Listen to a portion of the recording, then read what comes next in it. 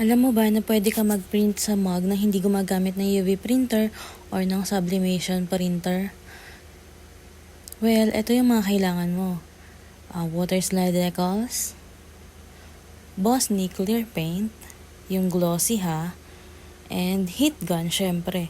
Kailangan mo din ng printer na pigment. Tapos, pag na-print mo na, i-sprayan mo yan ng clear glossy na paint. Tapos, gupit-gupitin mo lang.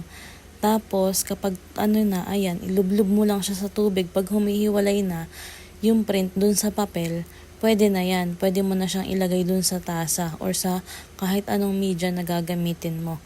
Well, sa unang case ko, yung unang try ko sira. Yung pangalawa ko, syempre, sira uli. Hindi tayo kikita ng hindi tayo nalulugi. Charot lang. Ayan i-slide mo lang yung print dun sa tasa. Tapos yun na. Yun na yun. Kailangan mo lang matanggal yung mga tubig dun sa print kasi pag hindi mo natanggal lahat yan, lolobo yan, masisira yung print mo. Yun lang, ganun lang kadali. Tapos i-heat gun mo. Kapag nakikita mo na dumidikit yung print doon sa tasa, ibig sabihin luto na yan. Pwede na. Pwede mo na siyang gamitin. Charot lang. Kung ikaw ay crafterist, alam mo yung sinasabi ko na yan. Yun na yun. Ganyan lang kasimple. Mahirap lang yan sa umpisa. Tingnan mo nga ako, ang dami kong natapon. Ngayon lang kasi ako